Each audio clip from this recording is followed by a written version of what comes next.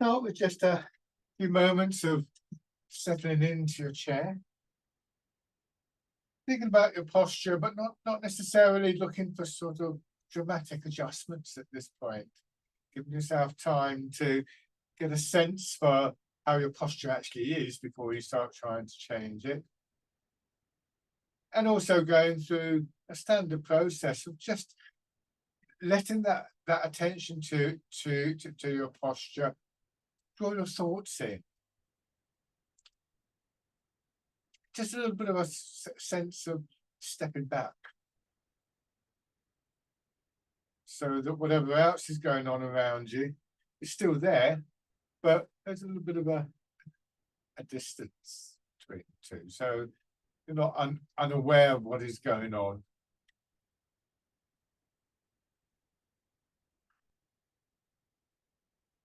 The basics of the posture are to allow your weight to drop down. And of course, in the chair is a significant support there. If you can be somewhat forward in your chair, tilt forwards so that you can feel your feet and your legs involved as well, then that's good. Just be careful that you don't start to strain in your back. And just be prepared for the work on posture, if you like to think of it like that, to be a gentle, ongoing process. We aspire to some kind of idea of perfect posture, but I'm not sure such a thing exists, because as soon as you change one thing, everything else is going to change as well. So I'll come back to this, how we can work between that awareness that, you know, it's an ongoing thing, but also perhaps have some kind of fixed points. But before we do that, rubbing your hands together and then tapping over your face.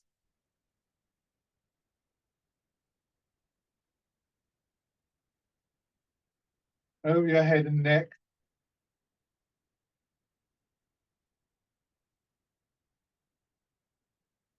Down to one shoulder and your arm. The other side.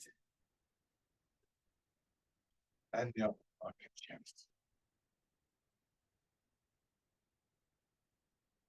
Belly. And your legs.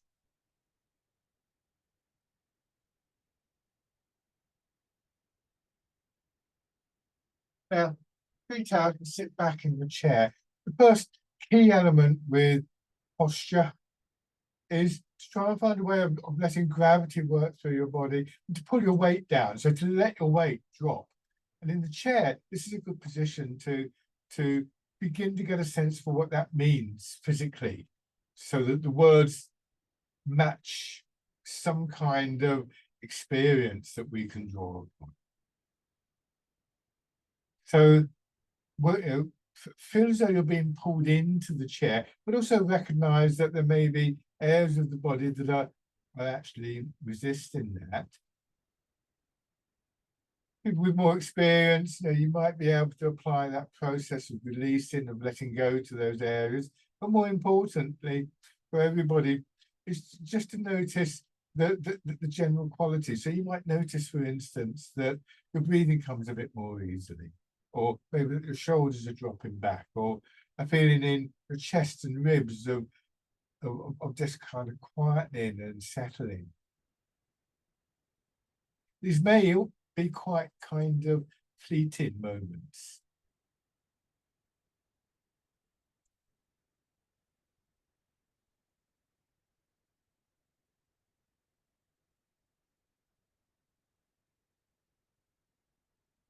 So then when we come back to the upright position, we have a starting place. Probably more important than in the reclining position, in the upright stances, both seated and standing, is to think about how we're in line, how we're lined up with the pull of gravity. And if I'm leaning out this way, then it's going to be very hard to release tightness in the body, because that tightness is the thing that's actually stopping me from falling out of the chair. So we want to feel that we're central from left to right, and from front to back, just try and tilt forwards a little bit so that you feel about a third of your weight pressing down through your feet. Raise your heels for a few moments if that helps you to identify that, but don't keep them up. So if you imagine a square formed by your feet and your hips, then your head has come forward. It doesn't quite reach the middle of that square, about a third of the way forwards. So in theory, this allows your weight, and in particular your center of gravity, to drop down and to feel the support from your feet as well as from the chair. So feet and legs become engaged. We're supported by the feet and legs, we're supported by the chair. The front of your body should be supported by your back. Just be careful with your back and your spine, because there can be a lot of tightness, a lot of stiffness in that area. And also, don't overlook the need for physical conditioning. When we're not used to feeling this support from the back, and there are certain muscles and aspects of the back that need time to build up the physical strength to be able to maintain this posture. Your back starts to ache, just sit back and rest. And as you get more used to this, and again, particularly people have been doing this for some time, hopefully a growing sense of that internal structure, the area in and around your skeleton that supports you from inside. So you have this framework, the bones of your legs, pelvis, spine itself, collarbone, rib cage, all of which provide an internal support. We can just, for instance, allow shoulders to drop down into the rib cage a little bit. Just letting your hips drop down, and that helps us to realize that support and to gain some kind of confidence in it. And it's not only about support, it's about where the movement comes from. So just going through the simple joint rotation, starting with your head and neck, and trying to keep that awareness of your spine in particular with this one. Just have a sense of a very small, very slight, and very gentle rotation in the top 3 or 4 vertebrae as they go into your neck. The feeling is that you're sort of drawing your nose, your chin, your ears around. And so working from that deeper sense of attention, our intention begins to encourage movement from that deeper place. Again, this is very much an ongoing process. And if you're new to this, if you're watching this and you haven't done that much Tai Chi, it's great if you can feel what I've just described, but if you can't, don't feel that it's a failure. This is an ongoing process, and the simplest of movements can end up being very revealing and really quite fascinating. And then hands in front of the shoulders.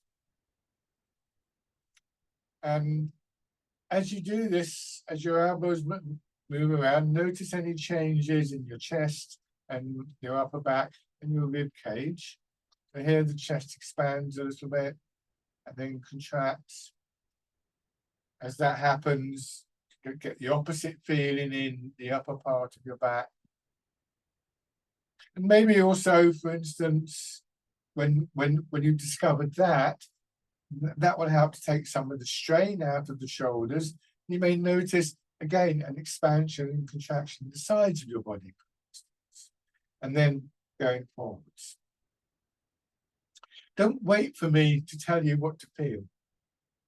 As you notice things, you'll find that they become more integrated with each other. And so the effort of moving your elbows around spreads through your body, becomes much more gentle through the whole of your body, especially in the shoulders.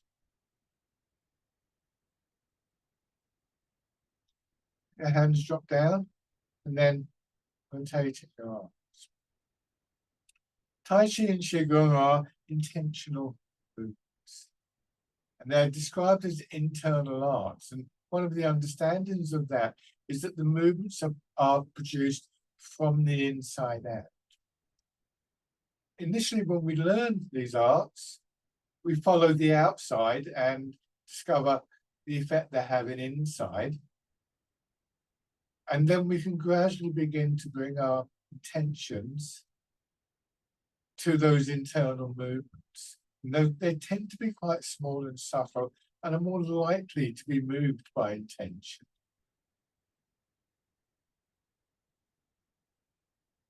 Winding your arms around.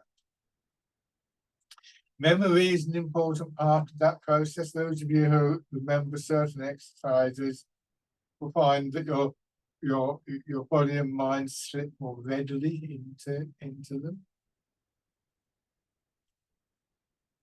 Imagery is another way of guiding our intention. A kind of detailed technical understanding can also make a contribution. It's the general feel. We start to develop a sense for how all of the movements feel. And then going back, we move as though we're moving through water. We move as though we're moving like water, with this sense of flow and growing sense of connection.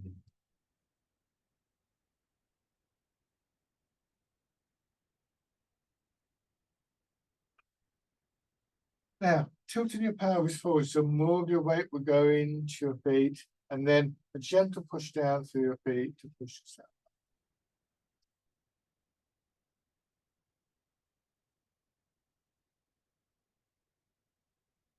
Try not to pull on your shoulders, your neck to come to the upright position, but you may feel a sense of pull from your hips as they drop down into the chair. So as your hips drop down, they'll gently draw your head and shoulders up. So we learn to come to the upright position without the strain in our shoulders and our back that we habitually associate with that. And particularly at the top of the movement, as you come up, you get to about here and make a particular point of just feeling that sense of settling before you go forwards again. You can also apply that idea to the feeling of settling your weight into your legs and your feet. It takes just a moment.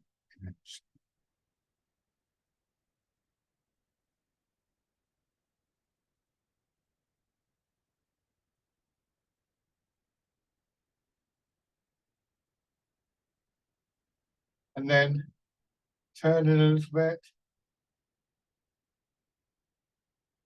So when we turn in the center of our body, when we move there, whether it be the vertical rotation that as the pelvis tilts forwards or backwards, or the horizontal rotation that's directed our head towards one side, then we begin to realize the significance of the center part of the body. Turn the other way. Again, that works on many levels, but this central area of the body between pelvis and waist acts like a sort of clearinghouse almost, or like if you make a phone call with a mobile phone, it goes to a mast and goes out fast. Or it used to be a telephone exchange, or like an internet server or something like that. Everything comes into that area and goes out of that area. So a lot of our attention becomes focused through that central part of the body. And then circling around, it's that central part of the body we want to feel is sinking towards the ground, whether we're seated or whether we're standing. It's the central part of the body that guides the periphery. That includes your arms and your hands. So when I turn in the center, my body turns. When I tilt forwards, my head goes forwards. When I turn horizontally, my head comes across. When I tilt back, my head comes back.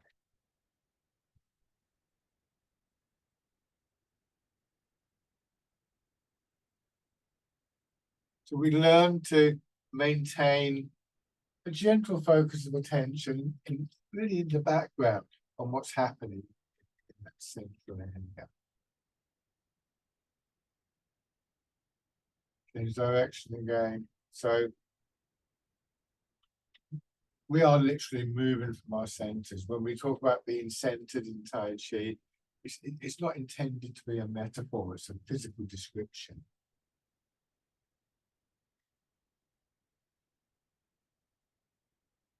And then just take a step out, plant the foot forwards and step.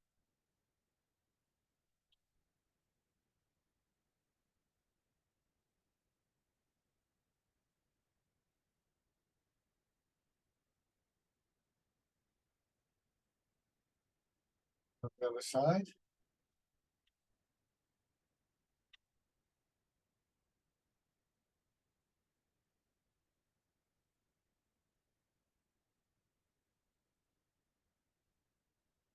Then bring your feet down. So coming back to the sitting, put your hands up again to your sides, turn the palms forwards, and as you tilt the weight forwards again, rotating your arms. This is bird poses.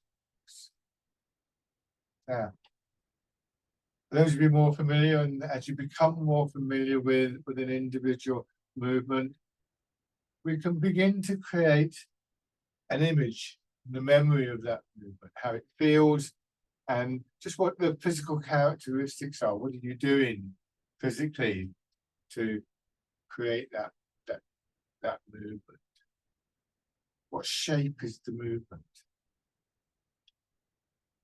And as that image becomes more kind of sharp and clear to you, one of the intentions coming from the center is that you're just going to let your body as much as possible flow into that image.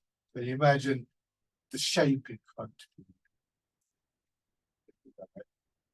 And like pouring liquid plaster into a mold. You let your body pour into it. And this is where the release of tightness in big muscles and soft tissue of your body becomes important.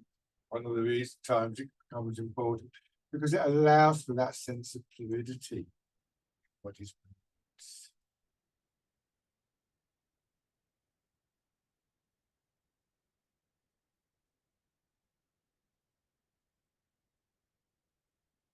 so the details, the physical details of the movement are very much a part of that image that we create.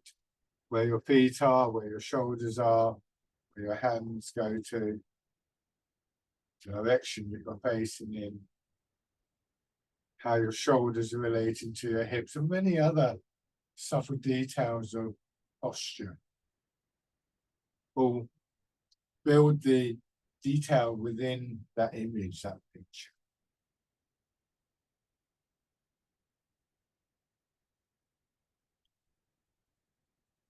And change into fisherman cast net. It's not just the technical details, it's also the feel of the movement. Each movement has its own particular feel that overlaps often with other exercises, but you know, there is a sense of uniqueness about each movement. Some of that also comes from the name of the movement and any imagery associated with the movement.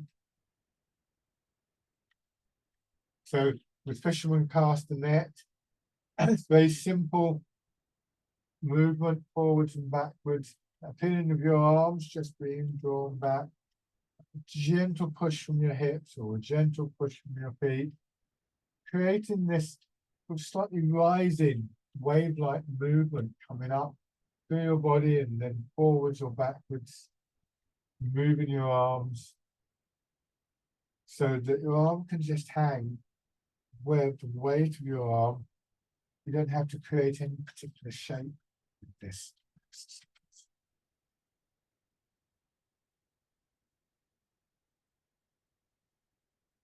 When we come to rolling the ball, so coming forward, this time we allow the withdrawal of our shoulders to pull our arms up.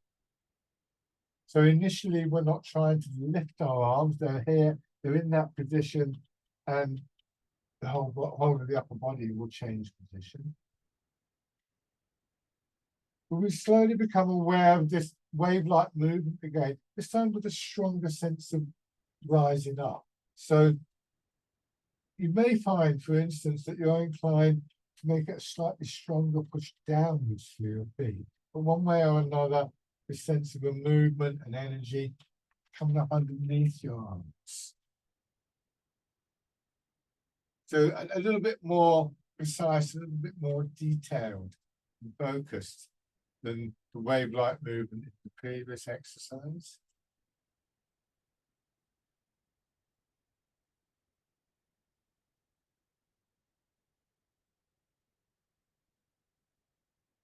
Don't let this attention to subtle elements and aspects of the movement make you lose an awareness of where your weight is, transfer of your weight, feet to hips, keeping the back of your mind and awareness of that aligned posture.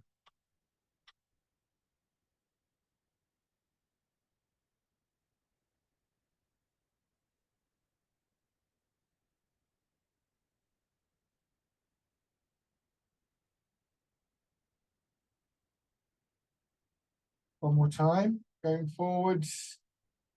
And then this time, in addition to this, turn your hands in. Once again, for the expansion in your chest, pushing your arms out, and the contraction, joining me. So it's this pigeon spreads its wings. And not only do we have that wave-like forwards and backwards, rising and draining away movement, we have this extension across our chest, across our shoulders, and up back.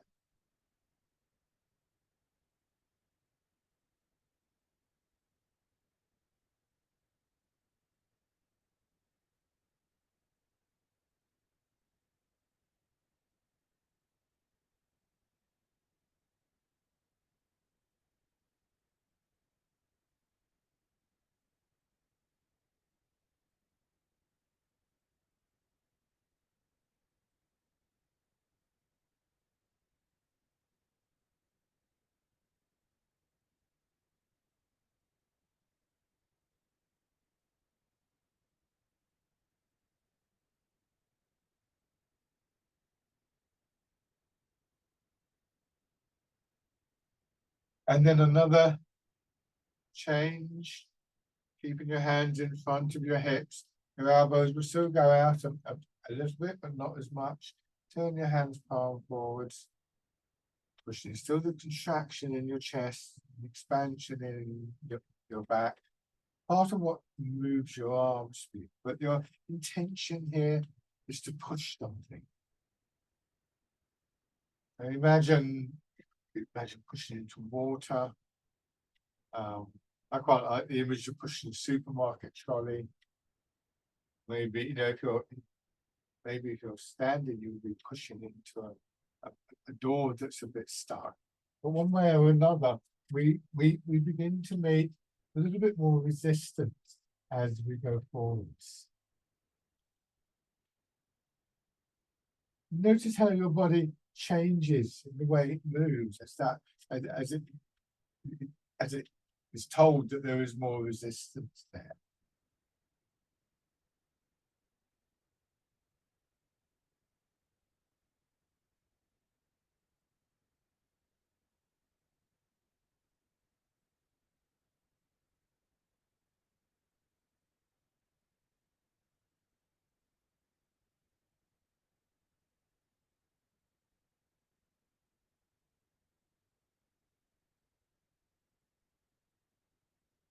One more time.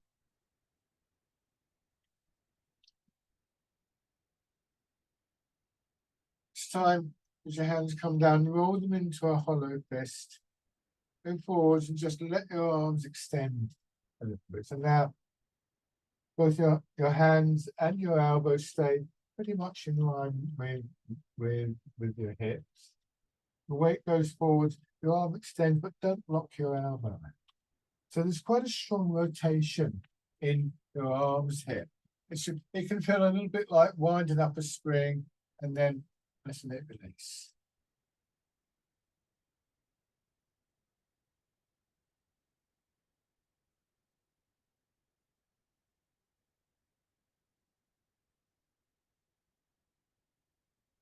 With this one, see if you can just bring part of your attention to your spine, because that lengthening through your arms isn't the only part of the body that lengthens. As you start to push forwards, it's as though your spine just lengthens and spaces between the vertebrae expand just a little bit. So in the end, this extension from the base of our spine to fists really works through the whole of our upper body very gently. No one part of the body having to take a major part of the effort.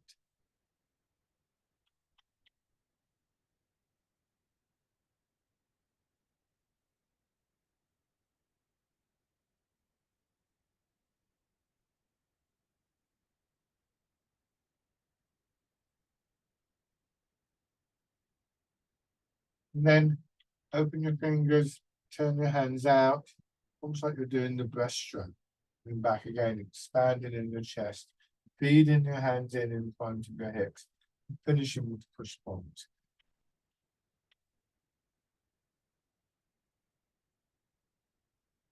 A big expansive movement, focus into this central.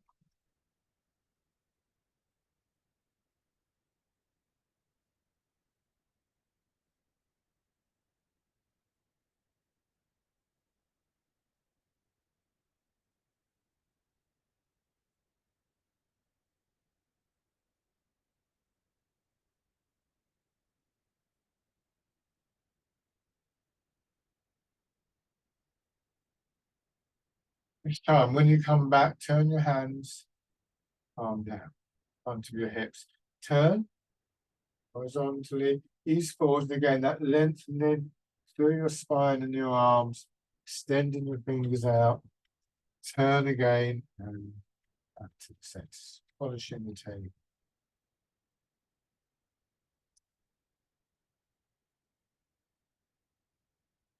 I'm going to stand up and show you this from the back, so you have an idea of what you're looking for in terms of the connection from your hips. Is much more explicit, I think, when we do the standing. What I'm going to do from here, I push my hips around, I push them back, swing around. I'm exaggerating a little bit, and I come back and I turn to them. I do the same thing in the other direction, turning, pushing back, swinging around, and the same kind of action, but obviously your hips aren't going to move around from the chair in the same way. So it's much more subtle in the chair. The good news there is that, again, it really does help to focus your attention. And that means that, when you come to standing, your awareness of these key parts of the body and the key parts of the movement is already well established. And with our attention, as always, will go our intention.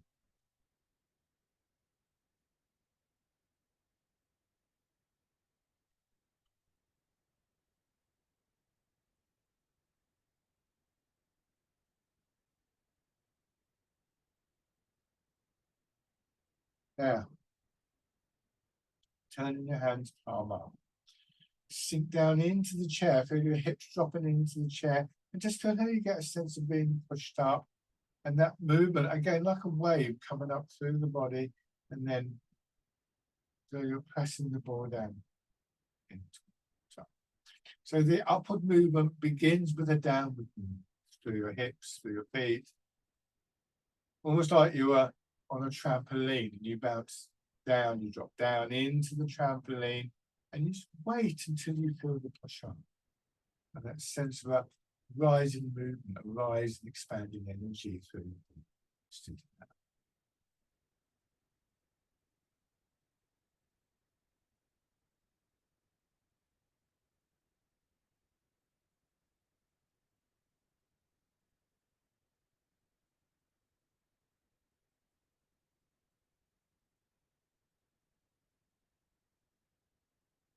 So this exercise is rooting down because of that downward movement. So it's one of the key exercises that we do. Really, we want to try and feel that everything in Tai Chi begins with this sinking down and this push up, regardless of whether we're seated or standing, regardless of the movement. Imagine being on a trampoline or in a bouncy castle. If you wanted any sense of an upward movement, an upward energy coming through your body, you'd have to sink down first. One more time. Pressing down, then turning your hands out. Wild goose. Maybe the image of the bird in flight offers you a quality you want to bring into the movement.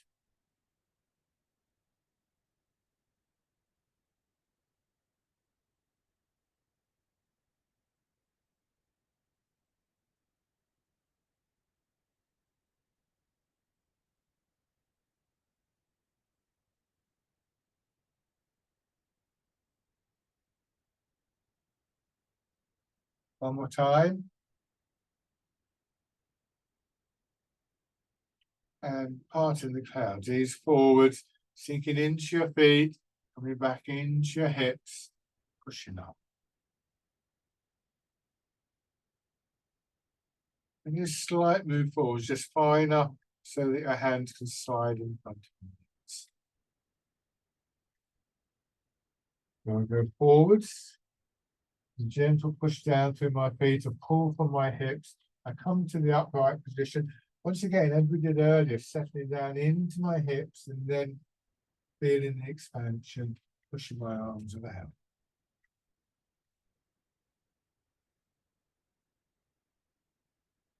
Into the hips, moving from the ground again. Feeling the expansion right up through your upper body, from belly and lower back through into your solar plexus, up to your chest, to your shoulders, and out through your arms into your feet. Imagine what it would feel like if you had your arms wrapped around a big balloon. Somebody started pumping air into the balloon. But feel this sort of push out, moving your arms out. And then we have the shape of the movement, the intention to do this particular exercise. Very simple shape. It's there, and the movement begins to flow through that shape.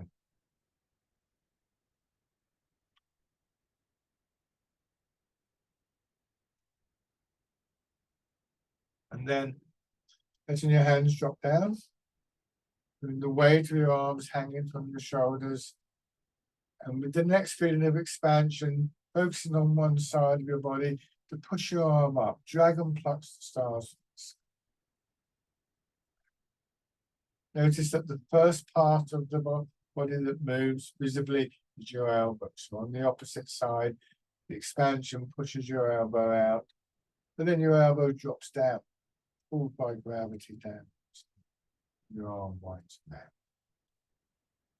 See if you can feel that extension through the whole of that side of your body, really right up the side of your leg, up the side of your upper body. One long line of movement and energy.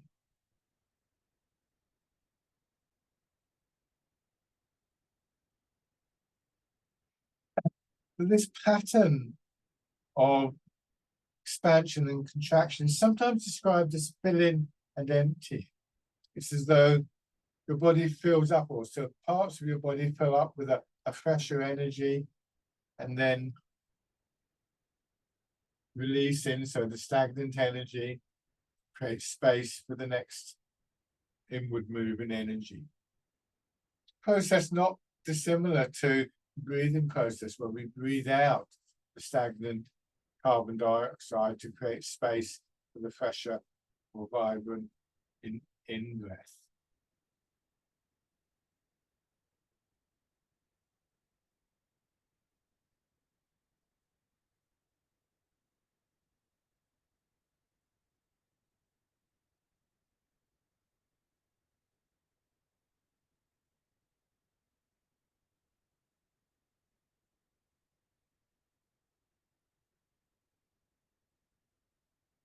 One more time.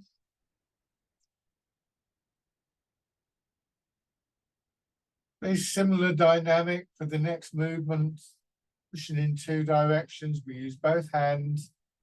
So rather than just the sides, once again, it feels like the whole of the torso filling up and expanding. Pushing your hands up and then draining away, drawing them down. Again, that wave-like. Once again, feeling the expansion, this time letting your elbows drop. So there's an intention to push sideways and then back. Again, as you get more used to this, there are various things we can bring into this. The intention to release, particularly in those areas where we feel some sense of resistance. Probably more likely to do that on that stage of the movement, which will always be there in one way or another, when you draw in.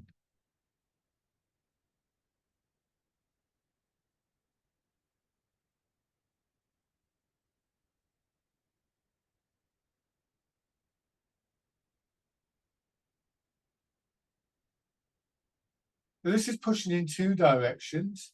We can create two more directions, once again, by bringing our attention to the center, which with this exercise, notice how your hands come back to your center. So you're following the movement, there'll be a sense of just arriving here. And as you push out, turn a little bit, and that changes the extending angle of the arms, turning back to the front and turning the other direction, not twisting, not straining in your back. It's quite a small movement in the center of the body. Then pushing out sideways. So now we have pushing in four directions.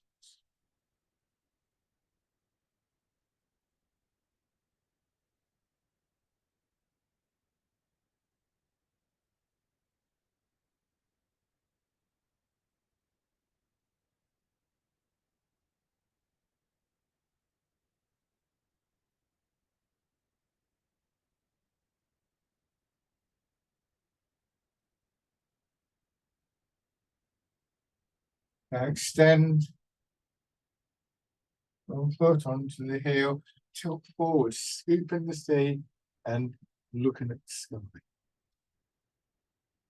So Tai Chi is based on a relatively small number of key principles. We've really covered all of them, I think, at this point. Movement is rooted in the feet. Transmitted through our legs, one way or another, transferring the weight or the push from the feet in seating exercises, the hips, so on and so forth. Directed shapes through the center of the body. We've looked at that quite a lot today. Expressed in our arms, but also engaging the different patterns of movement between hips and shoulders. And recognizing that there's a style of movement, a feel to the movement, a circularity to movements that is really present in all of the exercises. And then bring the foot in and then step out. So just as a musician might recognize that their instrument is going out of tune or somebody else's instrument is going out of tune because they're so familiar with the sound and the feel of the instrument. So we begin to recognize that in our own bodies. This is the development of a sort of underlying awareness and intention, awareness of what is going on, an intention for that to change. we have a sense of what we're looking for.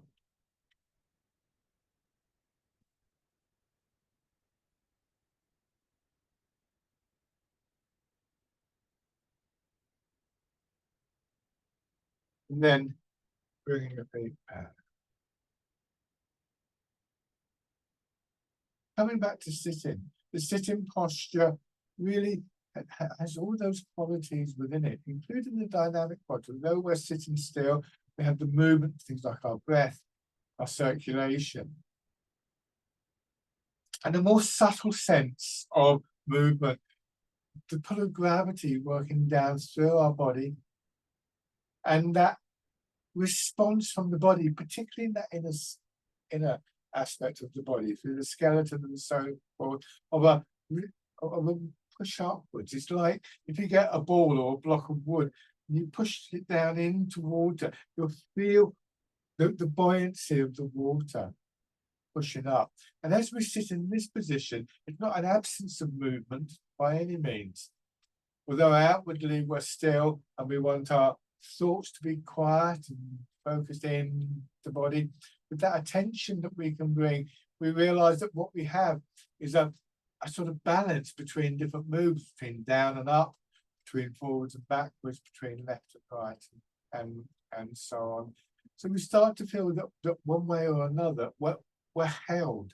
Just a kite might be held on the wind, or if you watch a bird like a kestrel hovering, sometimes they'll just be there resting on the wind. And this is the central position, the neutral position. Now, once again, rubbing your hands together, tapping over your face.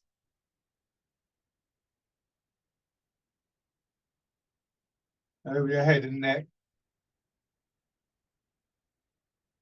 Down to one shoulder, your arm. And on the other side, upper part of your chest. And the belly. Ending with your legs to get a sense of feeling and circulation back into your legs in case you've lost that. And also to help with that, just push your heels up a few times. And then circle them around. And back the other way.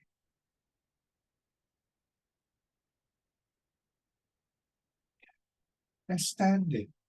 So all of those qualities are things that we look for in standing. In the chair, as I said, I think many of them are really very subtle. For instance, it's very obvious what your legs are trying to do, and how your legs support you when you're standing. And if you manage to cultivate that awareness of the role of your feet and legs in the chair, it'll be very clear to you. The significance of the alignment of the body again. But on the other hand, something that makes it a bit more difficult in the standing is, of course, that you don't have a chair there to support you. So now we need to find that vertical alignment with the gravity. But once again, will allow our center of gravity to drop for stability, allow that movement downwards, which stimulates the response upwards. So we have this cycle of energy. This is a really crucial cycle of movement of energy in Tai Chi. There's lots of others, but this is a very key one. So see if you can just allow your hips to drop back a little bit and wait until you feel that push up. Again, it's like being in water. If you drop down into water, then eventually the water will push you up. If you drop a ball down on the floor, it will bounce up. So it's a very simple idea in terms of principle, but very difficult to actually make that work for you in practice. And then bring your arms into the movement without losing that awareness of the inner dynamic. Excuse me. Pushing up, so rooting down. And what we'll do, a little sequence from here, turning your fingers out in the wild goose. And then Let your hands drop down, going into parting the clouds. So for legs, hips, it's the same for each exercise. We start to feel the subtle changes within our body from one movement to another. Start to feel the subtle change of the effect of the image, say between the bird in flight and then clouds parting to let the sun out and so on and so forth. Whatever images, whatever awarenesses work for you. And so when we come to change from one movement to another, changes in mind and body.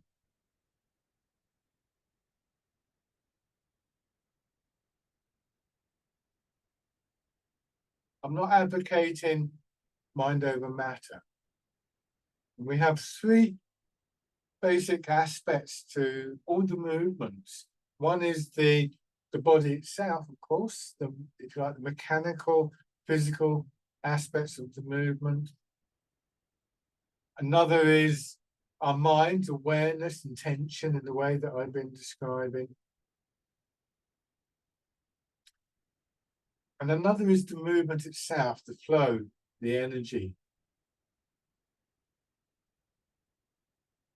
And again, as we become more experienced and we're familiar with the feeling of releasing, then we can begin to apply, to imagine that feeling in areas of the body that maybe feel a bit blocked or a bit tight. And so that enhances the flow once again.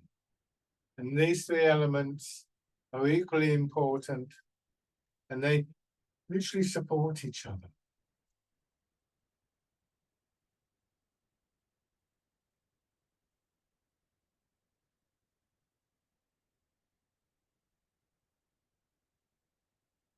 And shake out. So hopefully you can see what it is we take with us from the chair-based to the standing in all these aspects of the movement.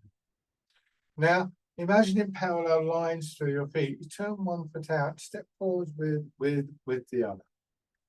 And once again, trying to stay upright in line by keeping your pelvis level, just gently put your weight forwards and backwards.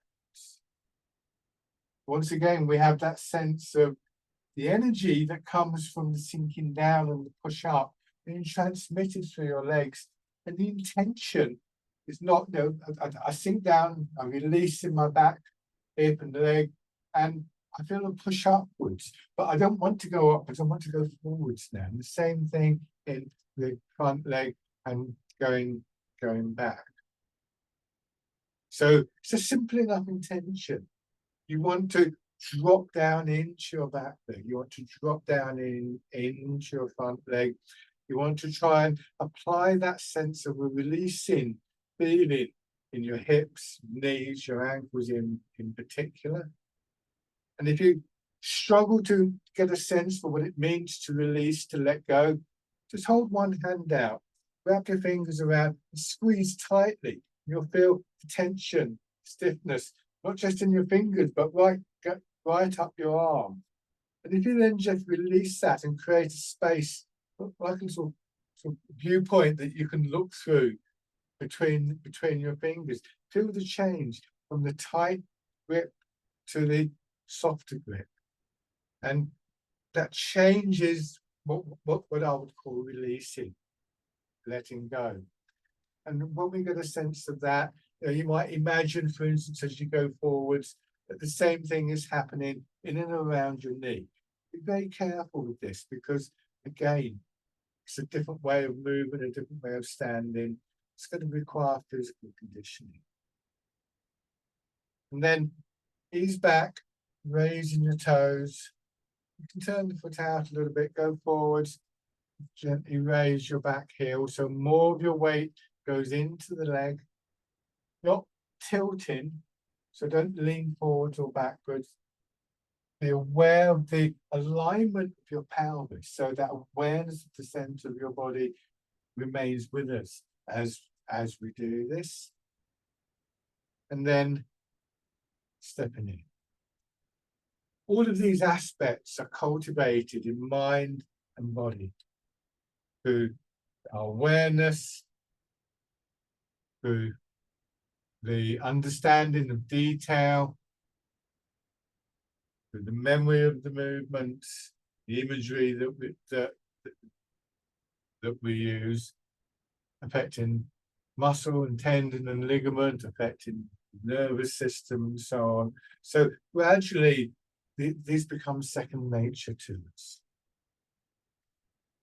And then on the other side, like a lot of things, when we apply ourselves and our attention to a process, whether it be Tai Chi or, I don't know, cooking or playing music or lots of everyday activities that we do, the regular aspects of the practice, whatever we're doing, become so familiar that they sort of become a little bit automatic to us.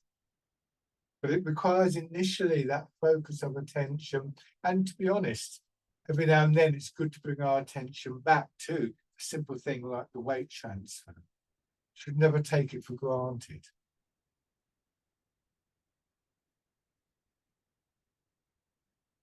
Beginning to raise your toes and your heel.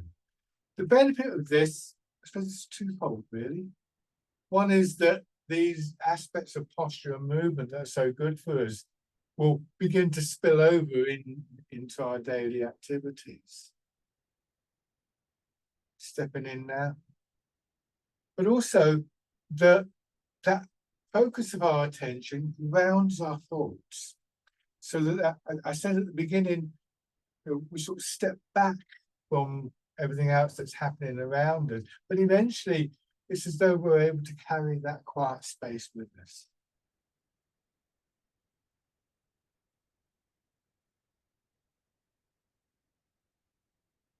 And take a few steps through, either forwards or backwards.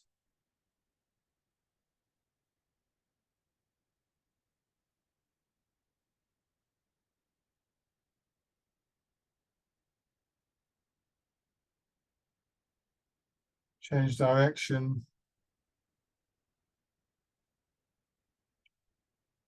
Regardless of your experience in Tai Chi, these ideas can still apply.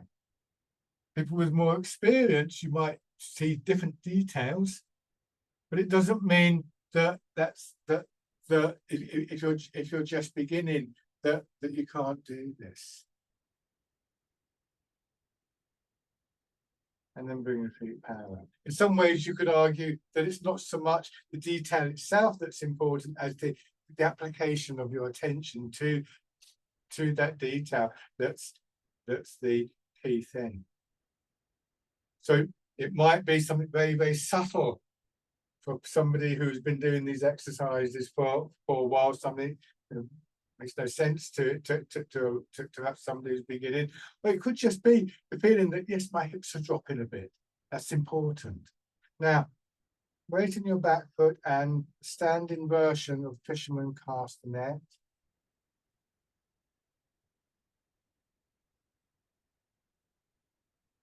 And as we do this, just recognize it's a forward and backward movement, and you're facing forwards.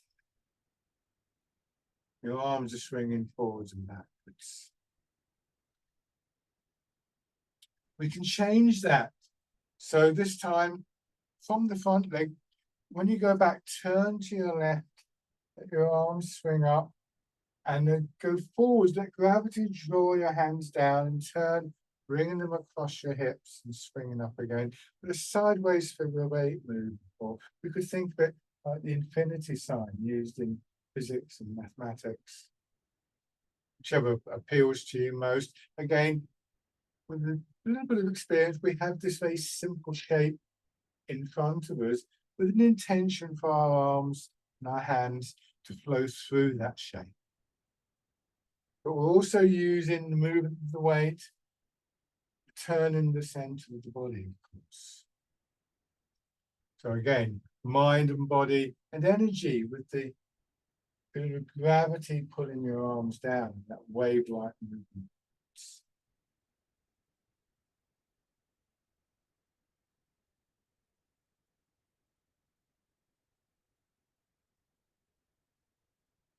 Good. Again, shake out. Have your other forwards. It sometimes feels to me as though, take a movement like this, very, very simple, very straightforward. And it's like taking a magnifying glass and then a microscope to a small drop of water. It's the same water, moving with the same principles, but just our awareness becomes more of detail, becomes more refined.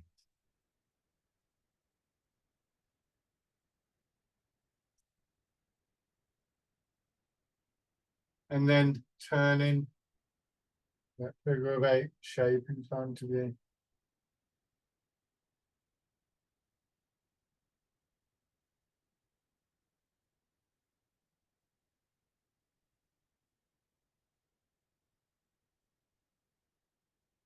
Feel your arms being moved by the movements in the rest of your body. And then, again, you can either go forwards or backwards. I'm going to go forwards, combining it with stepping, as though you're moving in water. Imagine what it would be like to do this in water, with the currents of the water, the waves moving your arms for you.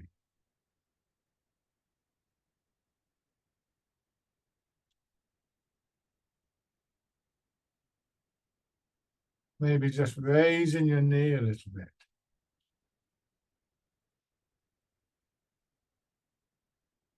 And then change direction.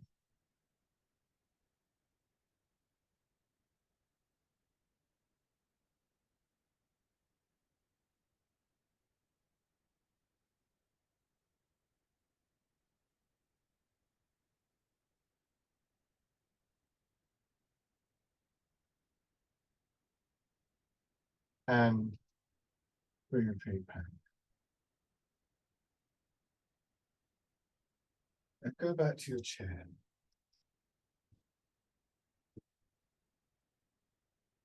And we return to the starting point.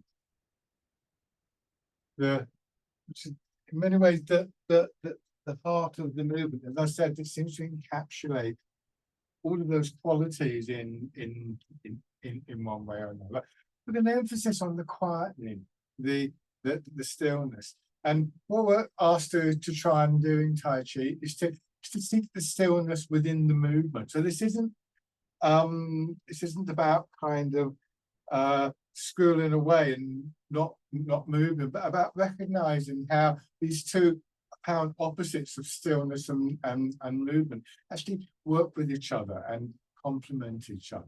The exercises embrace tiger, return to the mountain. So I think anybody pretends that these qualities that we look for are permanent. There are many things that throws off our center, physically, mentally. It's a busy old life out there, which in many ways is very positive. We're not trying to push that away, but it can be unsettling at times in lots of ways. And so this exercise demonstrates to us how we can just come back, sort of touch base, coming back to the mountain. So pushing your arms out, a bit like the wild goose. Now you wrap your arms around, so you're going to hold a ball against your chest. Let your elbows and shoulders drop, drawing your hands in and return. And there are many ways we can look at this. We can think about coming back to the mountain as an image that we transmit through our intention to the body. We can think of pull of gravity through our body, guiding our thoughts through the sensations of movement in the body. Many different ways of looking at this, but which ones are most significant for you at the moment? What would be most useful to you to remember?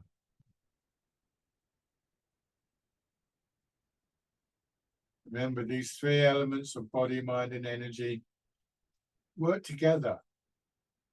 Where we put the emphasis at any particular point is a personal choice according to our circumstances, but we get the most out of this art when we're able to embrace all three.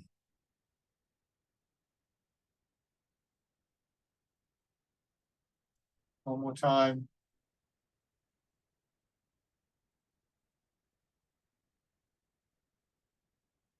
And rest.